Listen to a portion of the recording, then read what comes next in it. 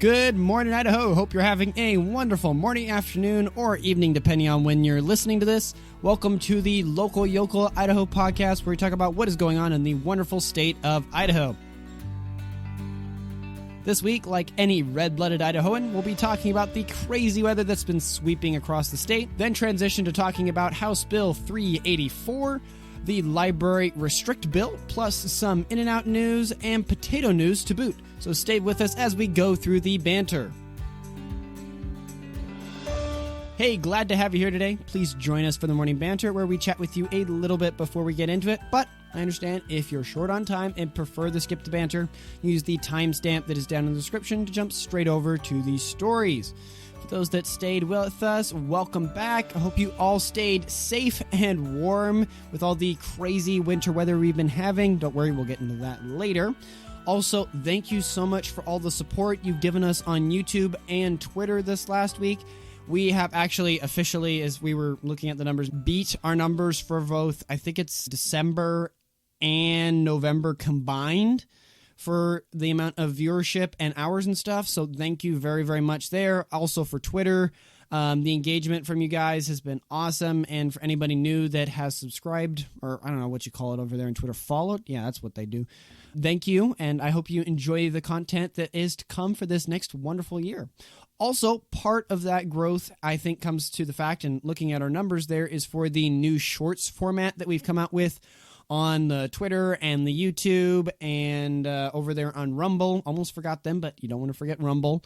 And all credit goes to John on that. He has worked on that diligently and come up with kind of a newer format that instead of just having our logo and a little bit of a transcript there, it actually has a little bit more animations and some GIFs and memes and stuff, which he's very good at, which, speaking of which, he is co-hosting with me again this week. I am here. Well, I know it's been super exciting to see what things are doing. And so to all of you listeners who are listening and watching, thank you very much. If you have suggestions or ideas, shoot us an email or tweet us, Twix us, X us. It just doesn't work. Before we started the show, me and John were having a discussion about that. Is it X us? Is it tweets us or Twix us? Or yeah, I don't know. I don't know if there's any community consensus on what you call that at this point. But anyway, if there are things that you'd like to see, different formats or anything like that, if you have ideas, let me know. I love ideas. I tell Tyler all the time, I'm not actually a creative person. I just kind of take a template and massage it. So if you have creative ideas, I would love them. There was a bit of a history joke that came into my brain, but I couldn't tell if it would play well. I was like, well, okay, the first thing I thought is, okay, he's a really good German. And I was like, no, the Germans, they make their own things. They just over-engineer it. And I thought, well, maybe the Russians, they're known for copying things. I'm like, well, then that's the Soviet Union. I was like, okay, the Chinese. And they're like, no, that's another communist country. Think of some country that copies that. Well, I guess it kept falling apart. I guess my prototype is a communist country then? Huh. You're like, okay, I'll roll with that. The nice direction you could go is you could go and say, well, Sam Edison didn't actually invent the light bulb. Someone else did, and he just made it better. So I'm carrying on in the great tradition of our forefathers of not creating new things, just making it better. Right. Anyway.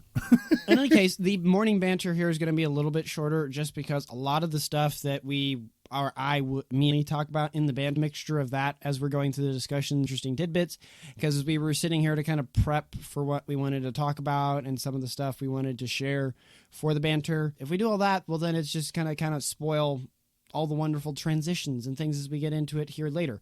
One thing I did want to mention that I had some friends of mine that are over there in Ada County, and I've heard likewise for people here in Canyon and for Gem County, is that there is a presidential caucus coming up, which basically means for the Republican Party to determine who the Republican nominee will be, if it's going to be Trump or DeSantis or Nikki Haley or whatever. They are needing volunteers to help with the polling locations for that. If you're interested in doing that or getting involved or helping, please, you can reach out to us on email, or you can directly go over to the Idaho Republican Party. If you reach out to us, then I'll just make sure to forward your info over to and get you connected with the right person. If you reach out to the Idaho Republican Party, I have no doubt they can also find you the right person to help you with that. But in any case, it was something I wanted to share because they're looking for some volunteers and help with that as we come into closer with it. And I think that's, when is it? March 22nd is when the Idaho Republican Presidential Caucus is happening. So there's still some time leading up to that, but they're obviously trying to get things figured out before that. With that said, wrapping up, and we'll move over to our first news story. As alluded to earlier, starting off with our first story here, Idaho in a freezer box. If you follow me over there on Twitter, you know the reference I'm giving. This comes by several sources. As we all have been experiencing, Idaho has had some wild winter weather this last week. From the Treasure Valley to eastern Idaho and up to the northern reaches, residents have been grappling with a mixture of conditions that have turned daily life into a bit of a guessing game. In the Treasure Valley, we're used to milder winters, often seeing rain instead of snow. But this past week, the script has been flipped. The region has been hit with heavy snow, leading to treacherous driving conditions and a reminder that winter can still pack a bit of a punch. The National Weather Service has reported snow falling at a rate of 2 inches per hour in some areas, challenging both commuters and city services alike. Eastern Idaho hasn't been spared either. A winter storm warning brought heavy snow with accumulations ranging from 6 to 13 inches in the valleys and up to 20 inches in higher elevations. Wind gusts reaching 40 miles an hour have reduced visibility and made traveling risky, prompting advisories to carry emergency supplies in vehicles. And then up north, the story is still similar. Winter weather advisories remain in effect, with mixed precipitation and snow accumulation adding to the seasonal challenges. Heavy snow has also been a boom, as many can guess, for ski resorts in the area, which have welcomed the long-awaited snow. This unusual weather comes despite predictions of a milder, drier winter due to a strong El Nino. However, the weather has been anything but mild, with icy winter weather blanketing the U.S. and Arctic storms threatening to break low-temperature records in the United States. Which, as I alluded to earlier, and I hope some people got a chuckle out of it, we wouldn't be true red-blooded Idahoans if we didn't talk about the weather. It has definitely been crazy. It has caused some interesting controversies, which we talked about last week with schools and them either being open or closed. And it has also caused, I think, definitely a lot of testing for those that this is their first time in big snowy conditions. Yeah, it's funny. Maybe it's sad, but it's funny to me as someone who grew up in the north driving in snow. It's funny to see people that don't know what they're doing. So I was driving in the city, and if you're the person I'm talking about, then I'm sorry, but it was really funny. There was someone at an intersection I saw. So we were at the red light, and they were turning left, and they were stopped, and they were putting chains on their SUV in the middle of the road, in the middle of the city, when there were parking lots galore around them. Like, it made me laugh, and I was driving past, and I was like, oh, I found the person from California. Target identified. No. No. Oh my gosh, it was hilarious. I can't say it was for this season, but I think it was either when Snowmageddon was here in Idaho or some other winter season when we had a lot of snow. And of course, this I saw in Boise, but that I was sitting there at a light, right? But as I was sitting there, I see this person off to my right that's traveling, and they're coming to the intersection, and they have the green light, and they thought they're going to be fine, and then it turns red, but they're doing, I'm guessing they were doing 45, and they slam on their brakes, but what ends up happening is they just skid through the entire intersection other side and just keep going. It's like, hi, bye, whee! Oh, that's just awesome. Stuck with me. Oh my gosh. Forever. Where I'm just, oh, it's so peaceful. Person, meow. Oh, look. Californian. No. Dude, that's fun. Oh my gosh, that's hilarious. Dude, I love it.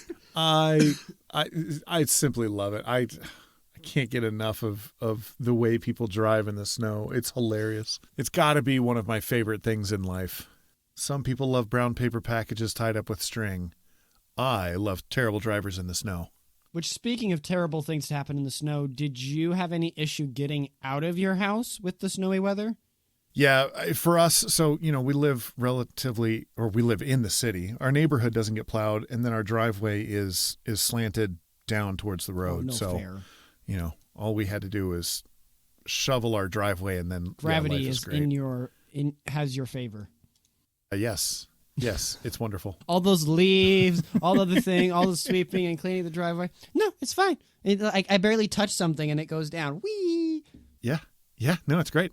So, word to the wise, if you're looking to buy a home with a south-facing driveway. Amen. That it's just the way to be. Yes. I mean, it's for other reasons for me, but personally, if I ever get a house, the front of the house cannot face north. I can't stand, like, if I visit people, obviously, I'm not going to be like, I'm sorry, I can't come into your house now. It's north facing. It's just inadequate, you say. Your house. It's just not right. Your house is facing the wrong direction. It just isn't right. I just can't be here. I'm sorry. We'll have to meet for another location for lunch. But no, visiting people's great or fine, but if I had to live somewhere, it's got to be south or east or west facing, so I can at least with the east or west, right, you get the morning or evening sun that comes in, right? Or if you're south facing, you've got the sun all day if you understand the trajectory the sun's going, right? But if it's north facing, well, then every time you come home to your house, it's always in the dark. And you can't ever put any nice plants on the north side of the house. They always have to be the shade plants, and so you can't have any flowers. But if it's on the west or east or south facing, then you could put nice shrubs and it looks beautiful and it looks so welcoming. And look at the bright front door. North facing, not going to happen. Yep. South facing is best for a plethora of reasons. Especially with the snow and ice. Yeah, I drive around our neighborhood and I laugh at my neighbors who have the displeasure of being in that situation. I feel so sorry for you, old bean. I had it right this time, you see. Bad good luck for you. Yeah. I don't know what it was with me and my British accent. Yeah, I don't know how much is going to get to the final cut of this. But for anyone out there that does get to hear this, I am on a British swing this evening, I guess, for my jokes. Apparently. We're British now. The Brits are invading Idaho. The British are coming. The British are coming. Oh, gosh. That's hilarious. But in any case, I hope you're all staying warm. But all in all, I'm very happy that we have the snow. And hopefully you're all taking advantage of it and going skiing and snowboarding for all the people out there that I know that love it. One of these days, I will have to do it. That will be a fun video to make for the channel for sure. But we'll move on to our next story here. The Idaho Legislature revisits bill restricting minors' access to harmful material. This comes by several sources.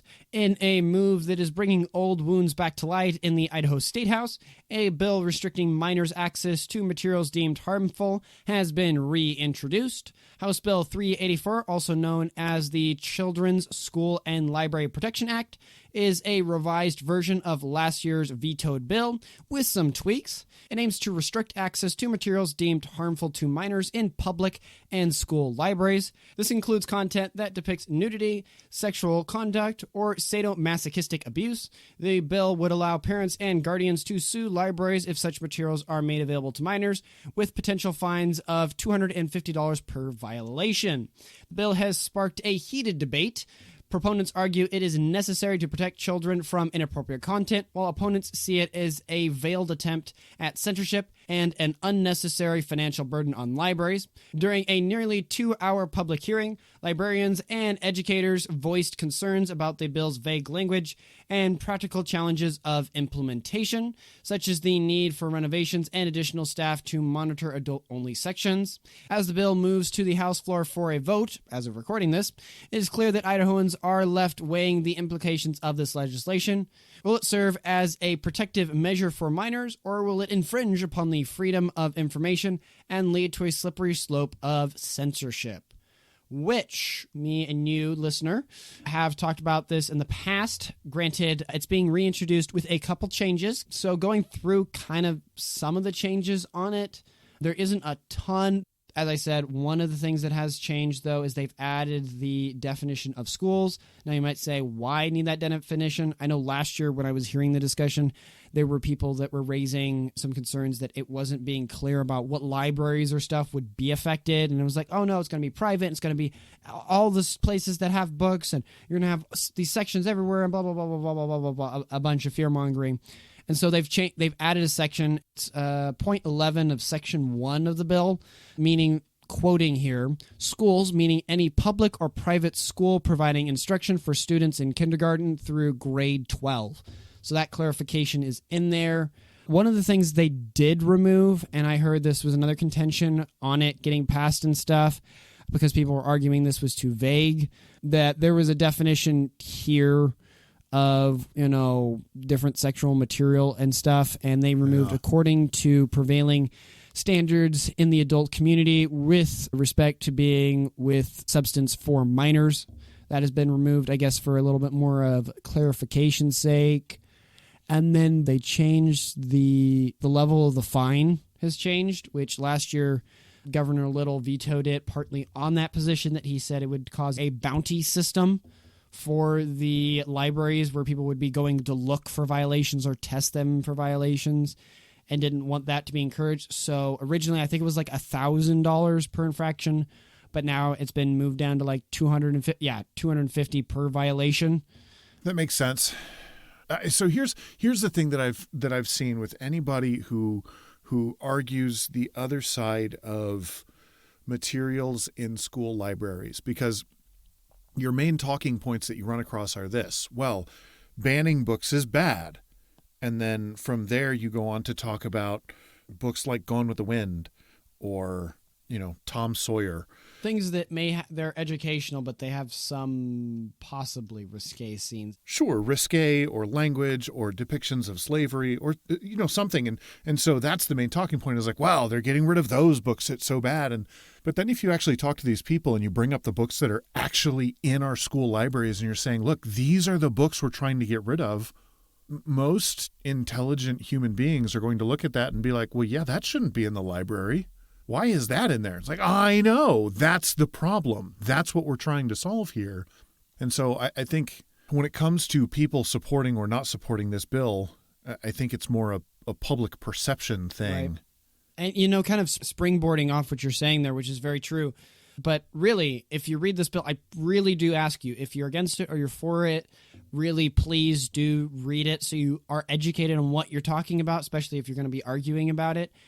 This bill goes to great lengths to define a lot of elements that it's not going to spear into, oh, well, then kids can't have educational books to learn about human anatomy. No. This bill isn't going to hit that. I mean, just going through this, it goes through a whole list of definitions. If we're going through this, it defines what a minor is, nudity. It also goes through and says one of those things is also sexual conduct. I need not explain what those are, but it goes into great detail of talking about what that is. It doesn't sit here and say, oh, yes, anytime that someone is in any form naked or we refer to the human form, it must be in a secured section. No, it's not talking about that. It's talking about things that adults do. A lot of the material that this is aimed at trying to get of is really sexually explicit content that shouldn't be in our public libraries. Yeah, you're absolutely right. I appreciate that this bill is as specific as it is, and that they've defined things the way they have. Because if we're going to be vague about these things, and this could apply to all libraries everywhere, sure, I could see that being a problem. Now, do I think some of these materials even should belong in libraries anyway?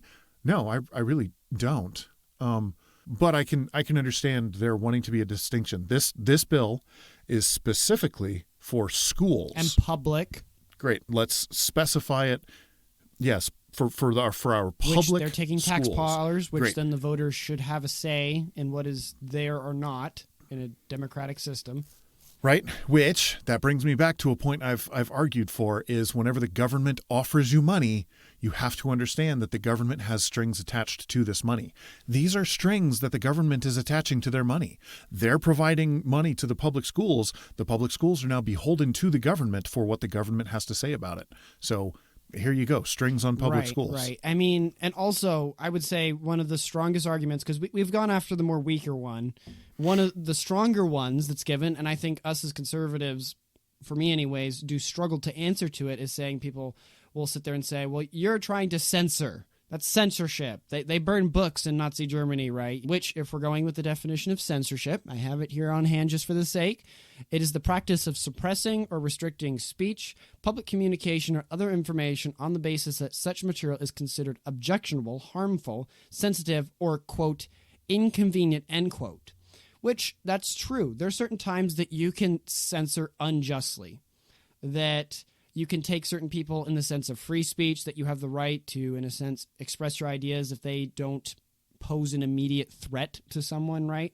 But on the flip side, I would like to make the argument, and I think it's a no-no place in conservatism sometimes, that there's also such a thing as good censorship. That if there are things, in a sense, that aren't prudent, that aren't good, right? These are things that we have a vested interest in a way to, I would say, keep away from society, just like a drug. That if there's a drug that has a 90% addiction rate, right, and out of that 90% of people, obviously 90% of them aren't going to get off that drug, and then you say from that percentage over the course of time, 80% of them are going to die from it, should we ban the drug? Should we censor the drug? Well, yeah, we should. Ideas can be that way, too, that they can destroy families, and it's not good. Now, I could totally see the argument if this was for banning it from adults as well, which we could go into that later, but I really want to focus on the fact of why, in this specific case, it's a good thing, because children, what do parents do? Parents are supposed to shield and nurture their children to eventually become adults. Part of that is that parents censor all the time.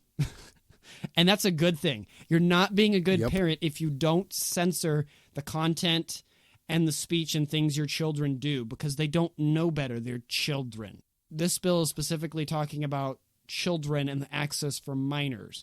And so I really think the censorship argument falls apart really badly at that point when you're getting into that point for minors. Yeah, I would agree. And also, I don't want to toot my horn. You can go look at this, but I had a conversation on Twitter with a gentleman about pornography this last week. And in that discussion, we were kind of going back and forth about, well, where in the United States does the United States have the authority, right, to try to legislate on what is right or wrong, right? And one of the final discussions as we got, because obviously as a Christian, I believe that all authority comes from God. If you want to go look that up, I think that's Romans 13 where it starts talking about that. And so be it our country, be it the U.S. Constitution, it's all subservient to that thing. And he eventually asked me, well, okay, cool. You said all those points, but what does the U.S. Constitution say? And in the very first part, it says, we the people of the United States, in order to form a more perfect union, establish justice, ensure domestic tranquility, provide for the common defense, and promote the general welfare, and secure the blessing of liberty to ourselves and our posterity, do ordain and establish this Constitution for the United States of America. And the point I gave is, if we allow pornography to be seen by children, does that promote domestic tranquility? Does that provide a common defense for the weak, which is children and women? Does that promote general welfare? And does that secure a blessing of liberty for ourselves and for our future generation? That's what it's talking about by posterity. I would say no. And so we should have every right at a state level, at a personal level, and at a national level to censor things like this for children. Yeah, I read that exchange with you between you two, and I agree wholeheartedly. Anywho, pornography, be it written or on the internet, is bad. And I think this is a good bill. But if you disagree, please reach out to us. Now, on a little bit of a lighter note and something that you can definitely take the kids to, In-N-Out expansion, new location proposed in Meridian. This comes by the Boise Dev by Autumn Robertsons. Meridian could soon be home to a second of 4 In-N-Out locations. Since its opening in December, the California-based fast food chain at the Village in Meridian has had a very steady line of customers. Even a month after it opened, To keep up with the crazy demand, it seems a second location near the corner of 10 Mile Road in Chinden could be in the works. Preliminary plans reveal a 3,860 square foot In-N-Out on a vacant parcel near Costco, with a future address listed as 5985 North 10 Mile Road. The site plan includes 84 indoor seats, 34 outdoor seats, and ample space for drive-through lines and parking. These plans are still in the early stages and require approval from the City of Meridian before moving forward. A hearing date has not been set for it either. All that to say, and for those who are just hearing about this for the first time, In-N-Out, in addition to its Meridian locations, has plans for a restaurant in Boise at the site of the vacant Pier 1 import store at the Boise Town Square Mall, and another in Nampa at 16225 North Marketplace Boulevard. Construction for those locations has not started yet, though. But as we can all guess, In-N-Out has been very popular.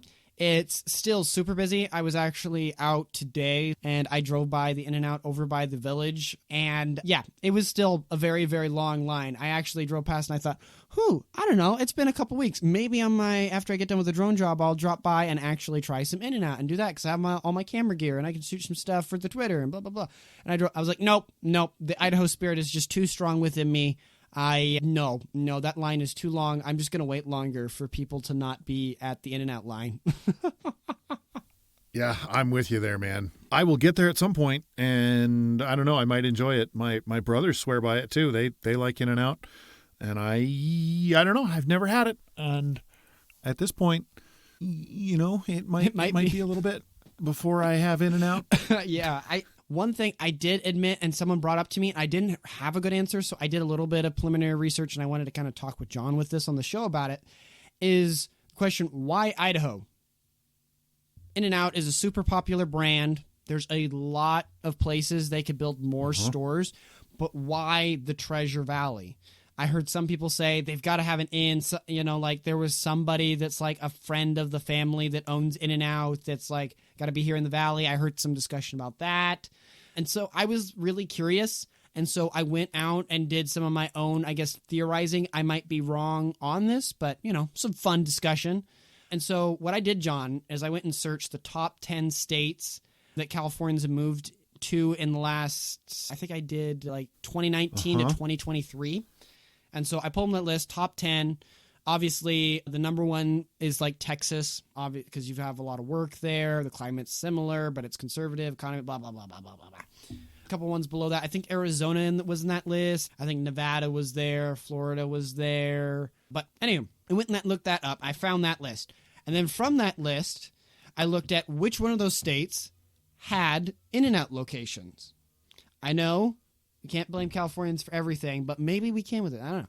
But out of those, when I went and searched it, 5 of them had In-N-Outs, with Idaho being number 6 on that list. The states that didn't have In-N-Out was Florida, Washington, Minnesota, and New Hampshire. Now, I did also try to cross-check for the fact of like maybe some of these other states, or that have already got the other 5 had locations just recently, and so this isn't like a big change or something. But the most recent new In-N-Out location they put in one of these states was in 2020. I want to say that's Colorado. I can't remember which one it was off the top of my head. But the interesting discussion element I was trying to think about and mull over was why did Idaho get picked over Florida, Washington, Minnesota, and New Hampshire? And the best thing I can think is that Florida is like too far from kind of In-N-Out's main operations, because you notice In-N-Out doesn't like to travel too far from its home. Washington, I'm not sure there again if it's why. I'm guessing maybe some population things, or it just might be the fact that, like, is it Portland or Seattle, or is it both that had a bunch of stores pulling out of there because of like looting and theft and stuff? It's both. So maybe that was another side of it. The In-N-Out was just like, we're not going to sign ourselves up for that, because they're very cautious. I will admit that from everything I read. They're cautious and very careful of where they put places.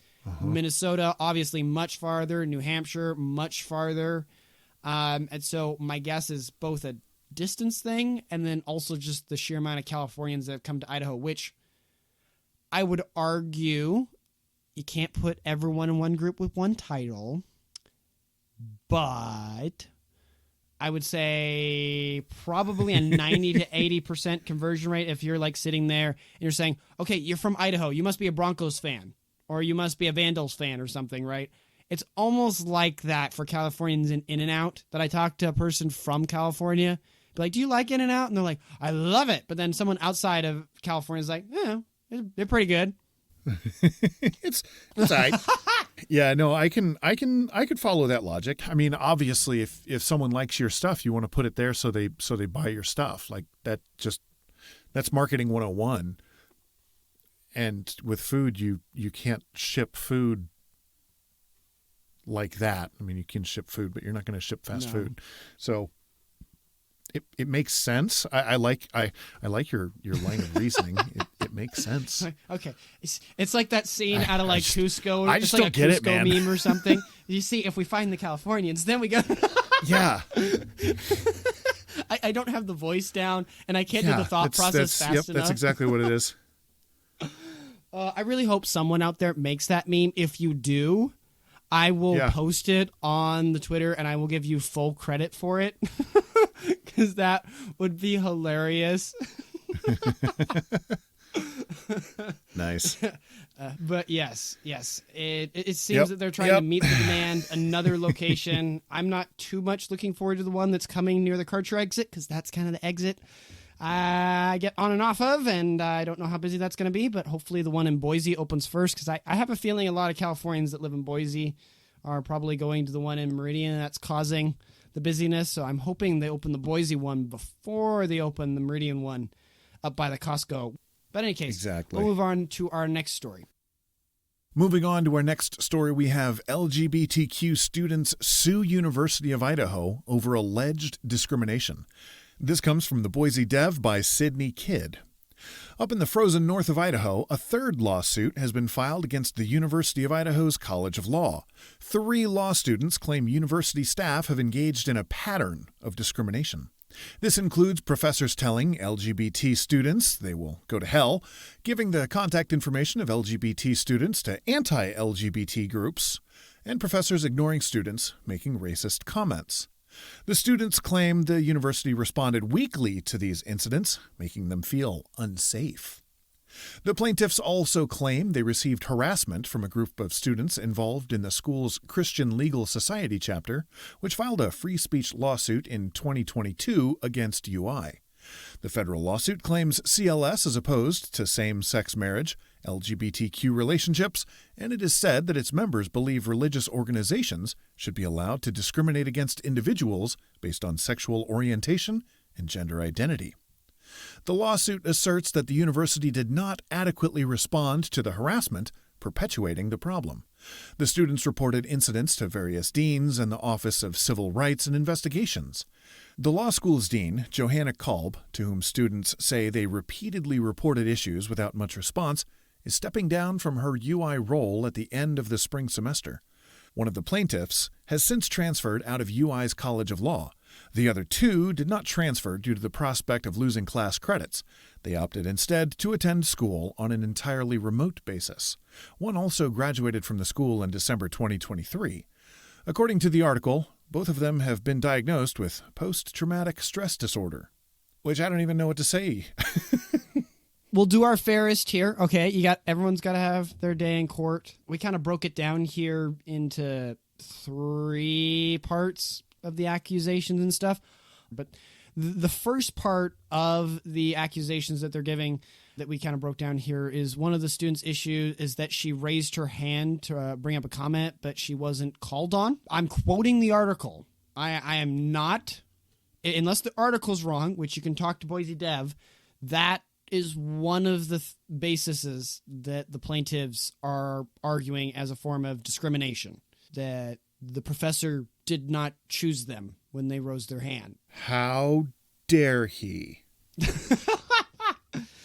We're serious. Serious, yes. Very serious.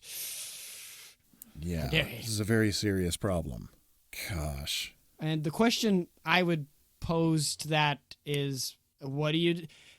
If it was so necessary, I would say walk up to the professor It'd be a different thing if you told me, well, I raised my hand in class. He didn't pick me. Okay, fine. I went up to the professor and told him, and then he told me to shut up about it. I'm like, well, okay, then. Now you've got my attention a little bit more. You don't have it. I mean, you have it to a certain degree, but the second kind of accusation that they're giving is a racial incident centered around ignorant or off-colored remarks made by students, key element there, and not the university. So alleging that there was certain racist things going on or whatever, and that it was off-color comment or gossip that was racist based. I don't know. Also, this was done by students, so I don't know why they're suing the university for gossip that students had, which is kind of like private and free speech type of thing.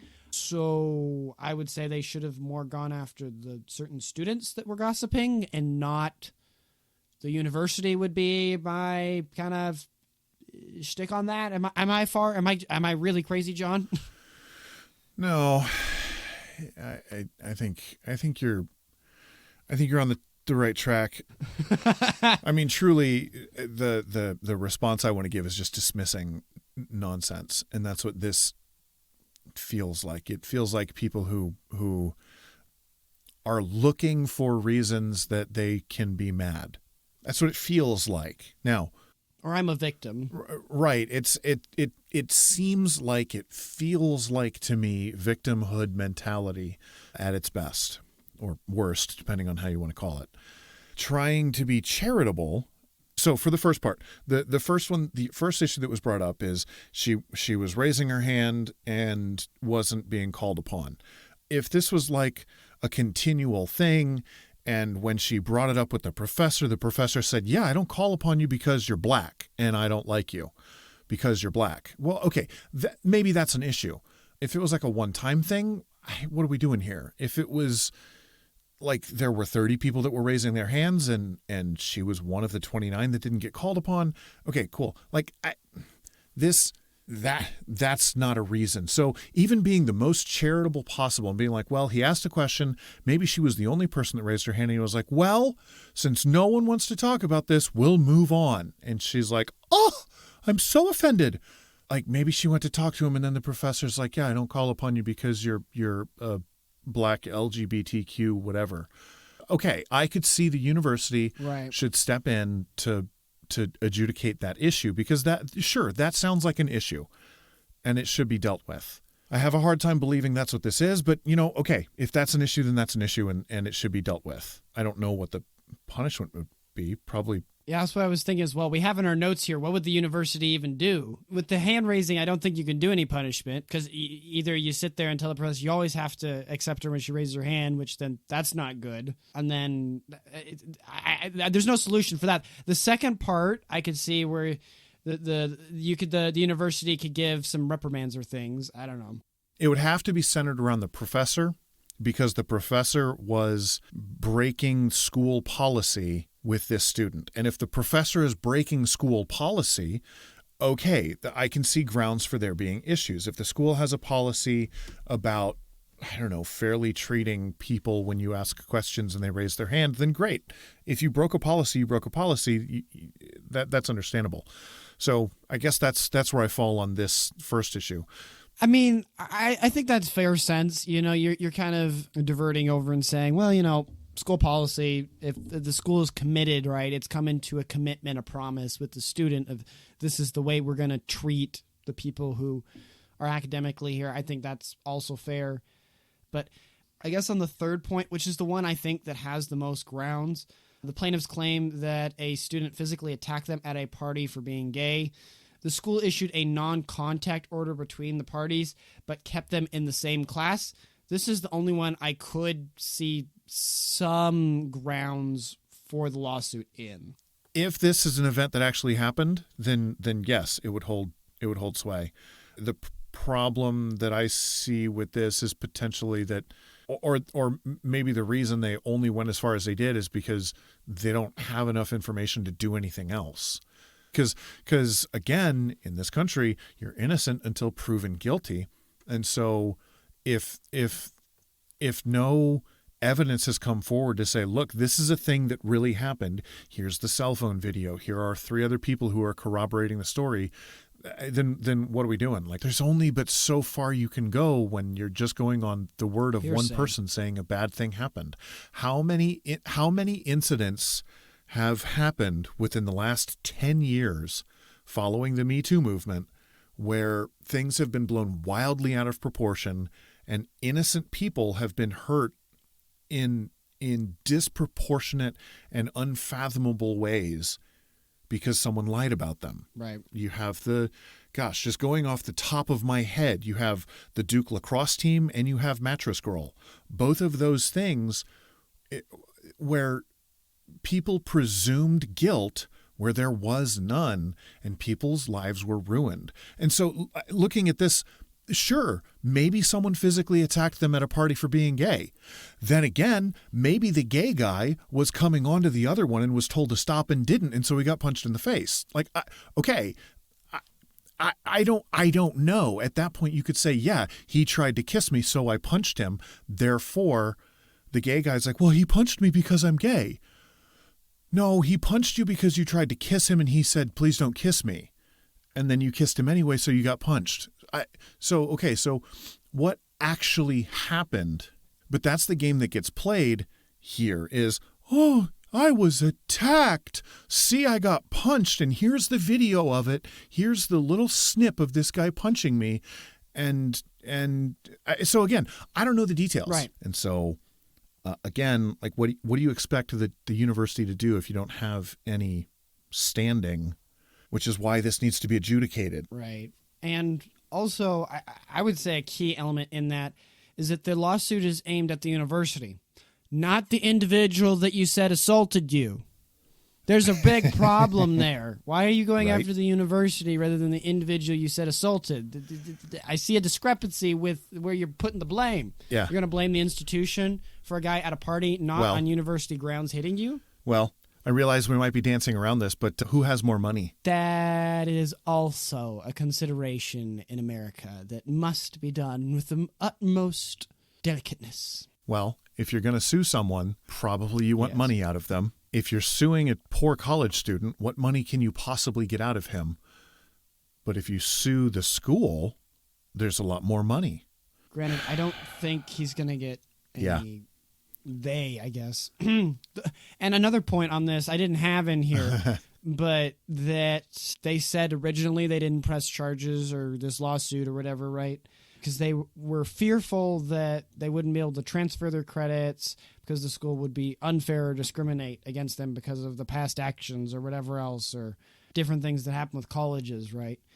Which I would say the least likely place to discriminate in America and is most likely to actually be preferential to your cause as a gay person or LGBTQ is the university. It's like you even have a better time for them treating you well than even the state. The only better one would be if you lived in Washington, D.C. Then yes, I think you'll be safer with the state on that one, trying to be buddies with them as a gay person. Yeah, this story screams to me that it's people whose feelings got hurt, and now they want the law to come after the people that hurt them. Yes, but in any case, I hope the courts justly and rightly divide the law and apply it, and that everyone gets their day in court, both the university and those involved. At the end of the day, here at Local Yokel, we want justice to happen. If they truly... someone assaulted them on that grounds. That's unacceptable. That shouldn't happen. But, in any case, we'll move on to our next story that's a little bit of a lighter note and keeping with Idaho's roots. Next one is Build-a-Spud. See what I did there with roots? We're getting to spuds. I know spuds, roots, tubers, there's different things. Anywho, I tried, okay? I tried. Clever. See, I was as clever as an Idahoan can be sometimes, okay? We try. We really try. Anyway. To Build-a-Spud, a new way to enjoy Idaho's favorite vegetables. This comes by the Boise Dev by Gretchen Parsons. A new eatery dedicated to Idaho's favorite starch vegetable has opened its doors in the Boise Town Square Mall. The restaurant, aptly named Build-a-Spud, is located in the food court between Lucky Chef and El Cazo, and began serving customers in December. As the name suggests, Build-a-Spud allows folks to customize their own baked potato. You start by picking a protein, chicken, ground beef, steak, or pulled pork. I hope it's smoked. That would be delicious. Then you can add a sauce, garlic, butter, barbecue, buffalo, or ranch. And then you can cheese it up with some shredded or nacho cheese and top it off with some jalapenos, bacon bits, and more. But for those who prefer a little bit of a pre-built option, the menu also has options like a taco tata and a chili tata. Great job on the names. Me and John did have to figure out how to pronounce them there, but they are definitely unique. Along with a few soups, salads, and french fries. Build-a-Spud is a counter service restaurant offering a quick dining option for shoppers. It is open 7 days a week from 11 a.m. to 7 p.m. and until 8 p.m. on Friday and Saturday. This new addition to the food court is a testament to Idaho's love for potatoes, which we most definitely have, and a creative way to celebrate our state's favorite vegetable. So next time you're in the Boise Town Square Mall, you might want to check it out. Which this definitely sounds interesting. I know there's a lot of different ways people like to do it. I know some people, like I met one guy that he'd do a baked potato and he'd like cut it open, but you can't cut it all the way. He's like, you got to cut it half so you can split it open, but it won't separate. And then he'd like stuff it in there with like, what all was it? He'd like put lettuce, and then he'd put a little bit of cilantro, and then he would put cheese, and then there would be bacon, and then sour cream, and then he would almost like close it up and then act like he wanted to like shake it or something because he would already like pre-mush it, like it would mix or something. I was like, no, you're not. He's like, no, it's very, very important. And he loved the daylights out of that thing. I personally am just like, nope, I'm going to cut it into sections. I'm going to salt it. Maybe I'll put some butter. If you got some bacon bits, bring it on over. Obviously, with the meat stuff here, I might actually have to try that, but that's good for me. Yeah. I mean, I'm always down for a good baked potato. Man, you could put broccoli on your baked potato, ladies and gentlemen. Okay? If you wanted to scare all the children away, you can do that. Okay? Broccoli. Go for it. Well, I have to say that if you have children and they don't like broccoli, then that's a you problem, because my children love broccoli. I only like it steamed. And it's awesome. Like, if you have it raw, I'll eat it, but it's not great. Like, okay, cool, I'm eating it. Like, fine. But I love it steamed. Yeah. Steamed broccoli, steamed cauliflower. I will say, I like steamed cauliflower more than broccoli. It just kind of depends on the day, but steamed, so good. Yeah, broccoli is wildly good for you. It has a decent amount of protein, a decent amount of vitamin C. Like, it's a better source of vitamin C than a lot of citrus fruits. So, when you're sick, eat some broccoli. Yeah. It's great. It's got vitamin Z or vitamin B, magnesium. Scientists, we have added Z to the vitamin scale now. Okay, we've got vitamin Z, and no, it's not the zombie vitamin. Okay, don't go there. Or if you're from Canada, that would be vitamin Z. But we don't. Also, approve. I went on the Google Maps and I found the menu for it. Coming back to the starchy, delicious thing that's super healthy for you. Wink, wink. And the taco tata we talked about up in the script, here's what it has in it. It's got ground beef with nacho or cheddar cheese, onions, tomatoes, and lettuce topped with sour cream. Yeah, I mean, that sounds pretty fantastic. This sounds like a restaurant I would enjoy going to. So next time let's see, where was this? It's in our mall. Well, the next time I go to the mall, which is never. I guess I go give blood there every once in a while. So, next time I'm feeling generous and give blood, I can do that. But in any case, that's all the discussion we have for our last story here. Wanted to save that last one for our fun one, as we usually do here on the show. Have to let us know if you go and try it. Let us know if you really enjoyed it or not, or the food there, so we can either steer clear or make our way over there. And we'll close out the show here. Thank you for listening to the entire podcast. I sincerely hope you found it enjoyable and valuable. If we missed any important points or provided incorrect information, please feel free to reach out to us via email at localyocalidaho2022@gmail.com or on Twitter by tweeting me at localyocalidaho.